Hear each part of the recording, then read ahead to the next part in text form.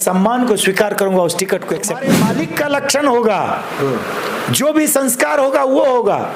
गलत व्यक्ति से तुमने ये कह रहे हो, तुम इस लैंग्वेज को बर्दाश्त करूं, क्या ये सही होता? 25 गाड़ियां हमारी सामो अखा कुरहा प्रखंड से जा रही थी। बेगूसराय में काम करने वाला जेएसपीटी का वो लड़का कहीं न कहीं प्रशांत किशोर के साथ गद्दारी का अधिकारी है। संगठन का 800 व्यक्ति है जो नेता है, कोई कार्यकर्ता नहीं। मेरा नाम रंजीत कुमार है और आप देसी तंत्र देख रहे हैं। एक ऐसे शख्स जो सेना की नौकरी छोड़कर राजनीति में आए और राजनीति में वहां पे आए जहां पर लग रहा था कि बिहार का भविष्य बदलने वाला है। जन स्वराज पार्टी ज्वाइन करते हैं। जन स्वराज पार्टी के लिए प्रशांत किशोर से बातचीत होती है और कुछ दिन पहले तक टिकट कंफर्म था और टिकट कंफर्म नहीं। प्रशांत किशोर को जब बेगूसराय आना था तो बेगूसराय आने के बाद प्रशांत किशोर से मिलते हैं और छोड़ने तक के लिए जाते हैं। स्पेशली प्रशांत किशोर आते हैं और कहते हैं थैंक यू, लेकिन उसके बाद नतीजा ये हुआ कि इन्होंने इस्तीफा दे दिया। सर ऐसी क्या प्रॉब्लम आ गई जो आपने इस्तीफा दे दिया? क्योंकि प्रशांत किशोर तो आपको बहुत अच्छे से जानते हैं, मटिहानी से कह दिए थे कि आप ही को उतरना है, तो फिर क्या हो गया? देखिए, जन स्वराज में टिकट कोई मुद्दा नहीं है मेरे लिए। मैं सिर्फ इतना बताना चाहूँगा कि बावजूद इसके कि मेरी पूरी निष्ठा रही, पूरी वफा रही, पूरा समर्पण रहा, पूरा त्याग रहा मेरा खुद का, जन स्वराज को मैंने सच में सींच करके काफ़ी आगे बढ़ाया। जन स्वराज की बेहतरी के लिए मैंने पसीना बहाया। प्रशांत किशोर जी मुझे व्यक्तिगत तौर पे अच्छी तरह से जान रहे हैं, मैं उनको जान रहा हूँ, अन्य लोगों की तुलना में थोड़ा ज़्यादा जान रहा हूँ। बावजूद इसके मुझे ये कठोर निर्णय लेना पड़ा, तो ये बहुत ज़्यादा खुशी की बात तो है नहीं। व्यक्ति जब इस ढंग का निर्णय लेता है, कठोर निर्णय, तो उसकी वजह खास होती है। देखिए, स्वार्थ पूर्ति के लिए, चुनाव लड़ने के लिए अगर मैं कंटिन्यू कर जाता तो कहीं न कहीं मैं अपनी विचारधारा पे समझौता कर रहा होता। विचारधारा की टकराव और जो फौज में हमने देखा है इज्जत के लिए जीना, ये दो वजह है जिसके कारण से मुझे जन स्वराज को अलविदा कहना पड़ा है। जन स्वराज में तो आपको प्रशांत किशोर से डायरेक्ट बात हो रही थी, तो फिर विचारधारा आपका और प्रशांत जी का विचारधारा नहीं मिला। मतलब प्रशांत जी भी तो ये कह रहे हैं ना कि जो बिहार को बदलने के लिए हम आए हैं, आप भी यही चाह रहे थे, तो फिर टकराव कहाँ से पैदा हुआ? देखिए, जो प्रशांत जी कहते हैं और जो जमीनी स्तर पे होता है, दोनों में काफी फर्क है। कैसे? इस बात का एहसास मुझे कुछ दिनों से हो रहा था। कैसे बताइएगा तब ना। मैं तभी बता रहा हूँ, प्रशांत जी जो कहते हैं और जो जमीनी स्तर पे होना चाहिए, इस बीच में दो चीजें हैं। एक है प्रशांत किशोर जी की आईपैक टीम, जिसका नाम बिहार में उन्होंने बदल के जन स्वराज प्रोफेशनल टीम जेएसपीटी रख दिया। बिल्कुल, वो उनके एम्प्लॉय हैं। उन लड़कों की सैलरी प्रशांत जी की कंपनी से मिलती है और उन लड़कों का प्रशांत जी से डायरेक्ट जुड़ाव है। जिला स्तर पे जो भी हो रहा है, प्रत्येक दिन का फीडबैक डायरेक्ट प्रशांत जी के से उन लड़कों का होता है। यूँ कह सकते हैं कि वो लड़के, आईपैक के लड़के, जेएसपीटी के लड़के प्रशांत जी के नाक कान आँख हैं। दूसरा है संगठन। संगठन क्या है? ये राजनीतिक पार्टी का संगठन है, जिसके राज्य के प्रदेश अध्यक्ष मनोज भारती हैं। उनको, मनोज भारती जी को प्रदेश अध्यक्ष बनाया गया था, ये ठोक करके बनाया गया था कि हम दलित समाज से एक व्यक्ति को पहला अध्यक्ष बना रहे हैं। बिल्कुल, वो सिर्फ सांकेतिक है। मनोज भारती जी के पास कोई निर्णय करना अधिकार है ना, वो कोई निर्णय ले पाते हैं। और जेएसपीटी के जो लड़के हैं, वो ना अध्यक्ष को रिपोर्ट करते हैं, ना उनसे कुछ बात करते हैं, ना सुनते हैं। वो सुनते वही है, करते वही है जो उनको प्रशांत जी से के लिए करना है और उनको सुनाना है। और जिला स्तर पे जो जिलाध्यक्ष हैं, महासचिव हैं, महिला अध्यक्ष हैं, युवा अध्यक्ष हैं, किसान प्रकोष्ठ के हैं या संयोजक हैं, इस तरह के जो पद बनाए गए हैं, इनकी भी ये लोग भी आईपैक के लड़कों पर डिपेंडेंट है। कहने का मतलब ये है कि अध्यक्ष से ऊपर जीएसपीटी के लड़के हैं, अध्यक्ष के पास कोई ताकत नहीं है। उसमें एक वजह भी है, यानी दलित को मतलब कि सिर्फ मोहरा बनाया गया। बिल्कुल। मैं इसीलिए मैंने कल कई मीडिया के सामने बोला था कि पूरे बिहार में अगर दलितों को और मुस्लिम समुदाय को ये लग रहा है कि जन स्वराज पार्टी के माध्यम से उनका उत्थान किया जाएगा और बिहार के बदलाव में, व्यवस्था परिवर्तन में उनका कोई हिस्सा होगा, ये बहुत बड़ी झूठ होगी। मैं सच बता रहा हूँ। कल तक तो प्रशांत जी का ही आप गुणगान गा रहे थे, फिर अचानक आपका भी मन टूट गया। क्यों टूटा? वही चीज हम पूछना चाह रहे हैं कि मुस्लिमों को आप क्यों सतर्क करना चाहते हैं, दलितों को क्यों सतर्क करना चाहते हैं? और एक बात और, प्रशांत जी ये कहते हैं कि आप चुनाव लड़िए, पैसा हम खर्च करेंगे। इसका मतलब है कि आप मटिहानी में तैयारी कर रहे थे तो प्रशांत जी पैसा खर्च कर रहे थे? देखिए, पिछले 10 महीने में मैंने अपने पॉकेट से जितनी मेरी ताकत थी, करीब 20-25 लाख रुपया अपने खर्च किए हैं। मैंने तो जीएसपीटी के माध्यम से जन स्वराज की संरचना को आर्थिक योगदान ही किया है, जो कि साधन के रूप में रहा है। मैंने किसी से एक पैसा लिया नहीं है। यूं कहें कि जब भी मेरी सभा हो, रैली हो, कुछ एक्टिविटी हो, कार्यक्रम हो, तो आज तक जन स्वराज के, मैंने असलियत में बताता हूँ, एक झंडा भी मैंने जन स्वराज का नहीं लिया। झंडा भी मैं भूपेश प्रिंटिंग प्रेस तेघरा से खरीदता हूँ, उसका रिकॉर्ड चेक किया जा सकता है। मैंने एक स्टिकर नहीं लिया, मुझे एक कैलेंडर नहीं दिया गया। मैंने योगदान किया भैया, तो मुझे चुनाव वो लड़ाने के, देखिए ये जो वो कहते हैं, तो 21,000 रुपया फी दे करके लोगों का जो आवेदन जमा हुआ है, आप जरा जा करके जन स्वराज के पाटलिपुत्र ऑफिस में चेक करें कि कितने लोगों का आवेदन बिना फी के एक्सेप्ट कर लिया गया है। तो ये प्रशांत किशोर जी की प्राइवेट कंपनी चल रही है, जिस प्राइवेट कंपनी के उनके एम्प्लॉय जिला स्तर पे हैं, काम करते हैं।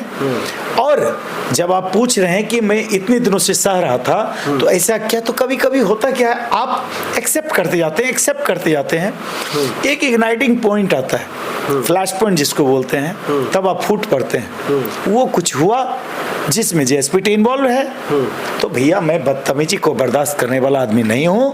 प्रशांत किशोर जी, आपके माध्यम से मैं बोलना चाहता हूँ, भले मैं उनको डायरेक्ट भी बोल सकता हूँ, बहुत हमारा इतना अधिकार भी बनता है, और लेकिन मैं उनको आपके माध्यम से सुनाना चाहता हूँ, अगर आप बिहार को बदलने चले हैं, पहले अपने जीएसपीटी को बदल दीजिए। ये 30 साल, 32 साल, 33 साल का लड़का जो आपके नौकर है, आपका नौकरी कर रहा है, वो आकर के हमारे साथ बदतमीजी कर जाए और मेरे पास कोई साधन नहीं हो, और अगर हम उस पर रिएक्ट कर जाते तो हमारे अनुशासनहीनता में आ जाती। बताइए ये क्या सही तरीका है? चुनाव लड़ाने का मतलब है कि आप भावनात्मक रूप से जीएसपीटी के माध्यम से शोषण करें, क्या ये सही है? यही मेरे साथ हुआ है।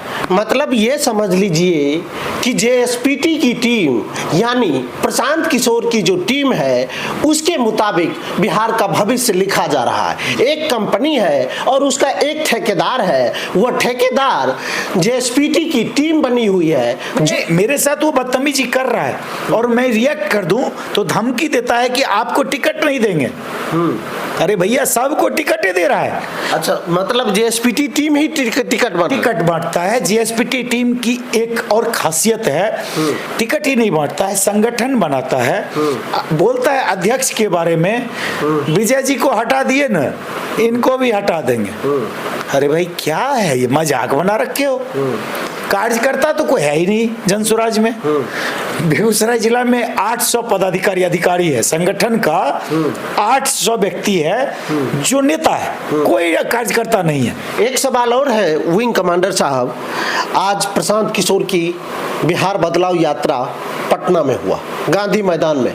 गांधी मैदान में जो हुआ, आप जो कहते हैं कि जीएसपीटी की टीम ही सब चीज करती है, सब निर्णय लेती है, तो जीएसपीटी की टीम वहां पर भीड़ इकट्ठा क्यों नहीं करवा पाई? भैया, जीएसपीटी की टीम प्रशांत किशोर को धोखा दे रही है।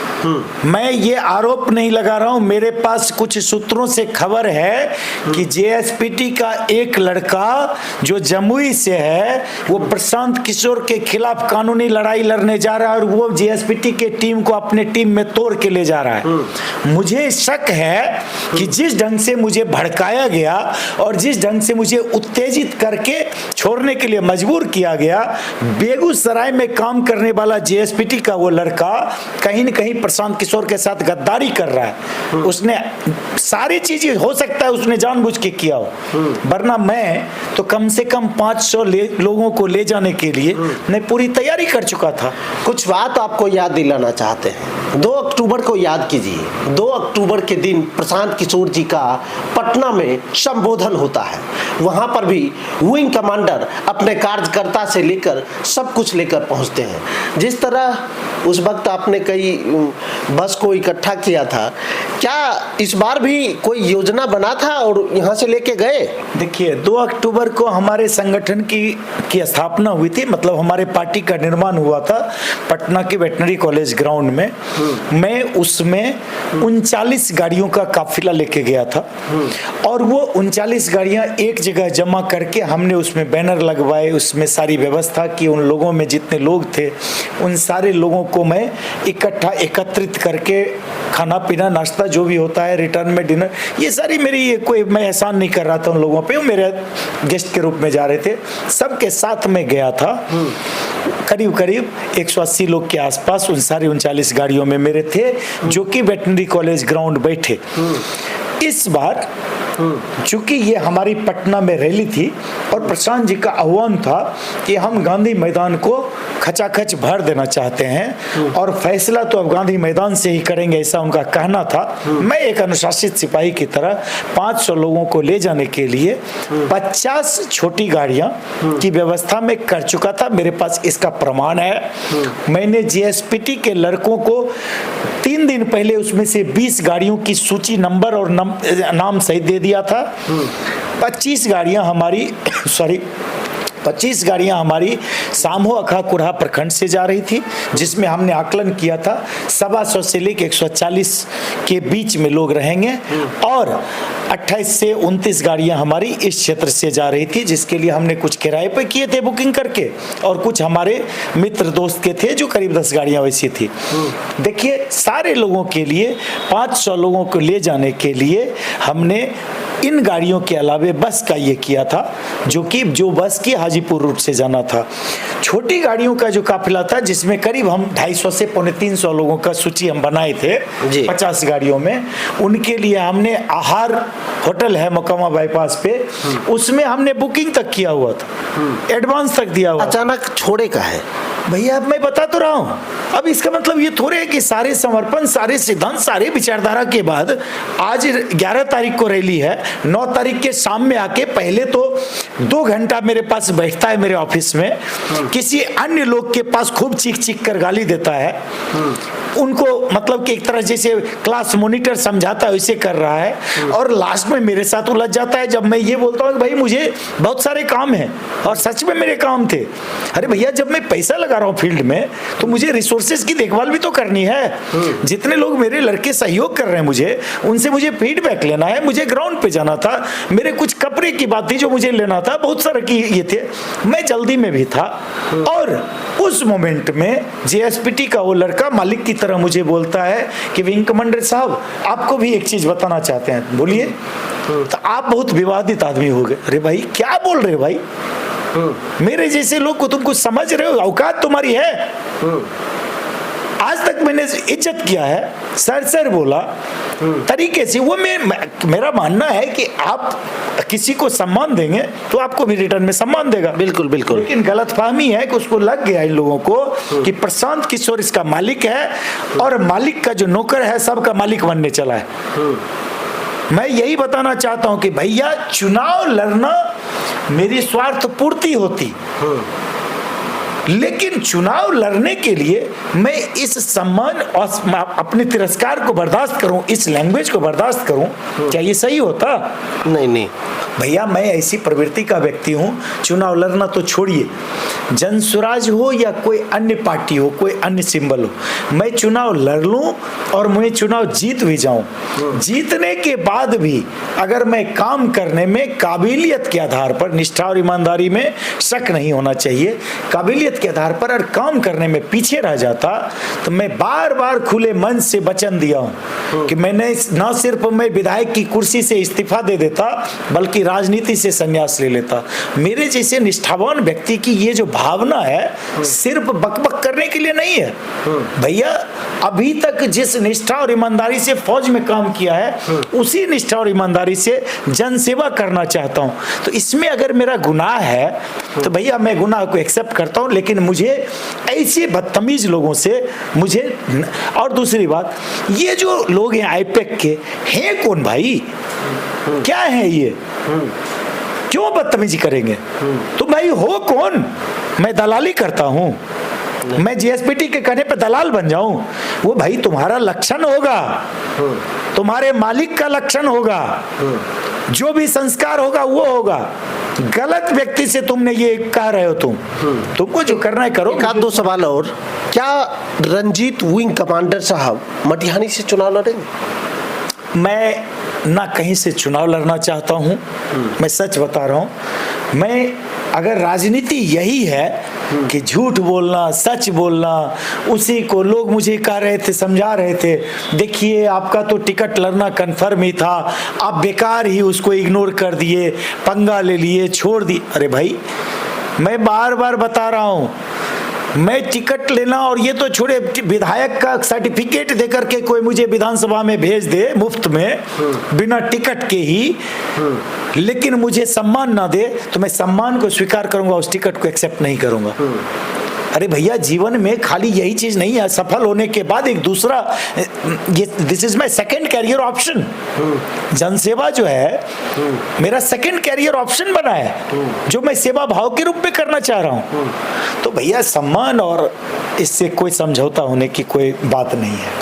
एक ऐसे व्यक्ति जो सेना की नौकरी छोड़कर आते हैं और राजनीति की शुरुआत करते हैं, एक ऐसे व्यक्ति जो मटिहानी में पदयात्रा करके प्रशांत किशोर को दिन रात आगे बढ़ाते हैं, एक ऐसे व्यक्ति जो 2 अक्टूबर को प्रशांत जी के यात्रा में लगभग 39 बस को लेकर जाते हैं, एक ऐसे व्यक्ति जो बेगूसराय से महिलाओं को पटना तक ले जाते हैं और ससम्मान वापस लाते हैं, ऐसे व्यक्ति अगर जनस्वराज में पार्टी से इस्तीफा दे दे तो कहीं ना कहीं जो बिहार में बदलने की नींव रखी जा रही है, कहीं ना कहीं ठगी करने का भी मामला जरूर आता है। तब तक के लिए आप देखते रहिए देसी तंत्र।